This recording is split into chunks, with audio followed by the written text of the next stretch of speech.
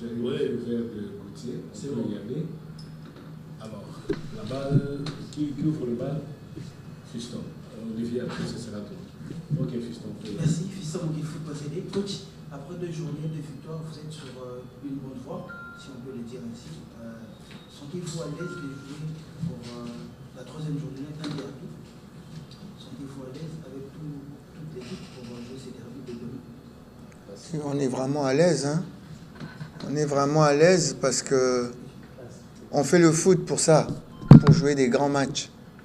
Et Mazembe, c'est l'une des meilleures équipes d'Afrique. Je crois que quand vous regardez le classement des résultats africains au niveau de la CAF, je crois le dernier, nous devons être 11e, je pense, et Mazembe doit être dans les 5 premiers.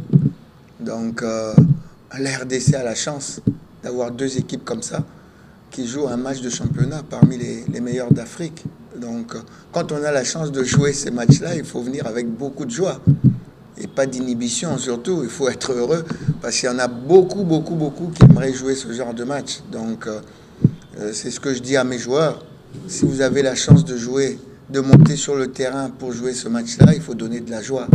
Il faut surtout pas venir timorer, mais il faut jouer, tout simplement parce que c'est un grand match.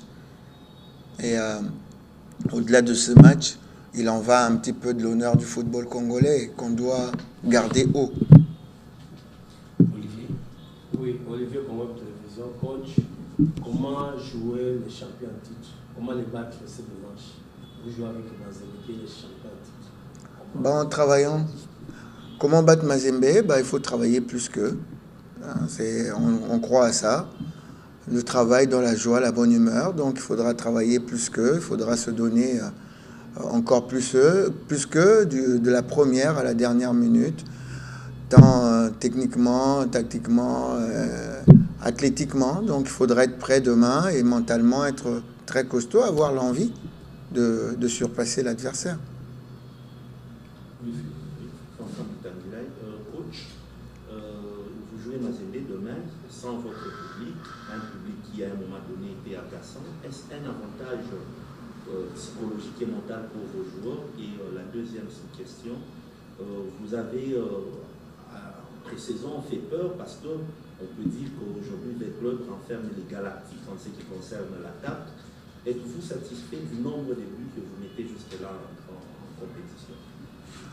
On joue sans notre public et je crois que c'est préjudiciable, pas seulement pour nous, pour Mazembe, mais bon, la santé avant tout, on l'accepte avec toute logique, on l'accepte. Donc voilà, on nous dit qu'il faut se préserver par rapport à la maladie, il n'y a pas de souci. Mais c'est vrai que c'est un préjudice de ne pas pouvoir faire la fête avec nos supporters. Nos supporters, que ce soit ceux de Mazembe, que ce soit ceux de V-Club, on fait du foot pour ça. C'est la joie. Ça rejoint un peu la première question. On aime, et je crois que ces derniers temps, tous ces classicos entre V-Club, Mazembe, que ce soit à Kinshasa ou à Lubumbashi, on assiste à des belles performances de chaque côté. Et les performances sont là, non seulement sur le terrain, mais aussi en tribune, où c'est suffisamment beau de voir les couleurs vertes, noires et jaune d'un côté et noir et blanche de l'autre côté. Je crois qu'il y a la ferveur, et ça nous pousse à tirer des très belles performances. Donc ça, c'est un petit regret, mais bon, qu'à cela ne tienne, il faudra se donner. Et puis, le public est devant la télé. Et j'espère que tout le public va pouvoir se régaler devant son poste téléviseur. Quant à notre effectif,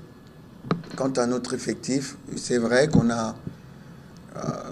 ça fait 2 matchs de championnat, on a mis 3 buts et 2, ça fait 5. On en encaissant 1. Donc voilà, on va essayer de garder cette lancée, d'avoir cette envie d'aller vers l'avant. Je l'ai dit à la conférence de presse précédente, on a des gens qui savent marquer des buts. Donc à nous de faire en sorte de leur donner la possibilité de les marquer et de faire en sorte qu'ils puissent se retrouver assez souvent devant le but avec le ballon. Donc voilà, ça demande beaucoup de travail, mais on a envie de le faire. Bonjour coach, Vincent Bielko, Procédé Télévision. Je rejoins la question précédente. Par rapport à votre attaque, vous avez des cadres, bien sûr, qu'Emmanuel Badji considéré comme des piliers, notamment Eric Kaboué, Jean-Marc Makoussou et Fiston Kalala, qui malheureusement, les trois n'ont pas pu marquer le but lors du dernier rendez-vous. Pour vous, ça serait une crainte par rapport, bien sûr, au rendez-vous de demain où l'adversaire sera plus costaud défensivement, ou bien vous avez le mental fort pour savoir que demain, vous savez comment utiliser afin de le plus important, c'est quand même de marquer des buts. Alors, on a des gens qui arrivent à les terminer, mais si par leur déplacement, ils permettent à quelqu'un d'autre de marquer, on ne va pas s'en plaindre, parce que le travail qu'ils effectuent n'est pas seulement celui de marquer de buts, c'est la finalité. Mais tout le travail défensif qu'ils font, tout le déplacement qu'ils font pour libérer les espaces aussi est un travail très important. Donc, demain, on va pas se focaliser sur le fait que c'est Makoussou ou Kaboué ou Lilepo ou Kalala qui marque. C'est le fait que V-Club marque, c'est ça qui est le plus important.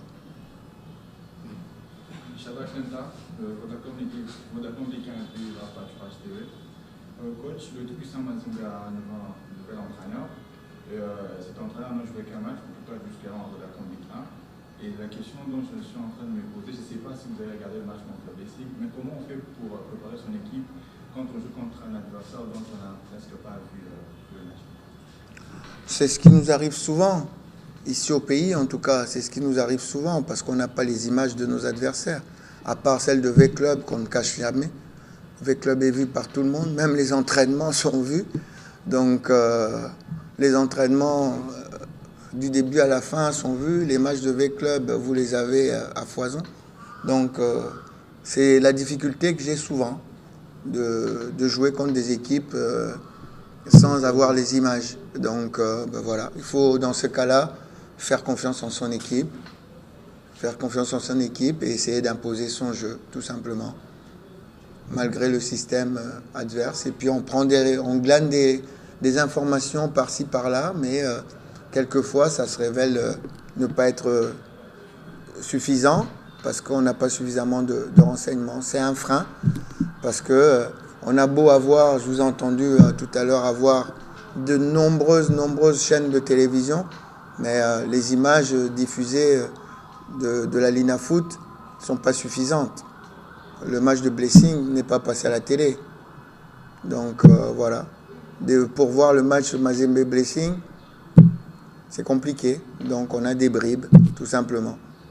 Donc effectivement, c'est difficile de préparer le match face à un adversaire qu'on ne connaît pas. Mais bon, on connaît quand même Mazembe pour les avoir vus jouer pendant un certain temps. Mais vous le soulignez avec à propos que c'est un nouvel entraîneur qui a peut-être des dispositions différentes. Mais ça, on verra demain sur le terrain. Oui, quand je reviens, quel est le vrai visage de V-Club? Celui qui bat Rangers par 3-1 ou celui qui bat Jessica par 2-0? Les deux. Les deux.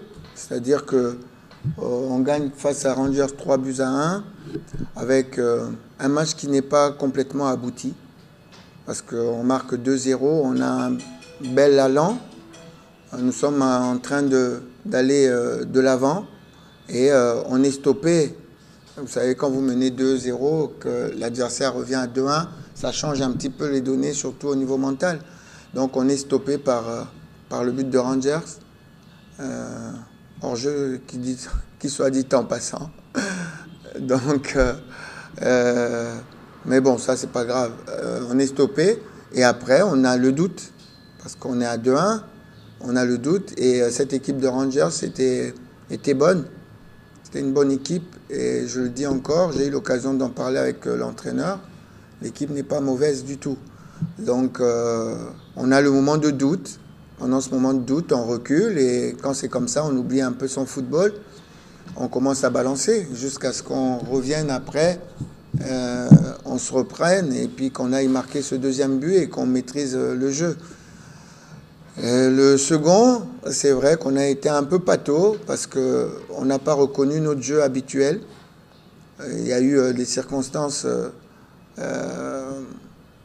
climatique, je le dis, parce qu'il y avait beaucoup de vent, on ne le voit peut-être pas, mais sur le bord du terrain, il y a eu beaucoup de vent qui fait que beaucoup des joueurs qui, normalement, maîtrisent le ballon, ont même eu du mal à le maîtriser. Quelqu'un comme Ricky, comme même Jérémy Mumbere ou Lilepo, ont raté énormément de contrôles, même des contrôles faciles. Donc, voilà, on va dire qu'on a eu un petit peu moins de concentration. Mais je dis les deux parce que dans les deux matchs, on voit que nos adversaires n'ont quand même pas beaucoup tiré au but. Donc, de ce côté-là, c'est une belle satisfaction aussi. Quelques éléments à l'infirmerie ou votre s'affiche complet? Non, on n'a pas l'ossature qui est complet parce qu'on a quelques problèmes administratifs à régler. Donc, il y a des joueurs qui ne sont pas éligibles par rapport à ça. Mais pas de blessés pour l'instant. Et on espère que ça sera ainsi tout au long de la saison. C'est tout, pratiquement résumé, tout en remerciant coach Florent.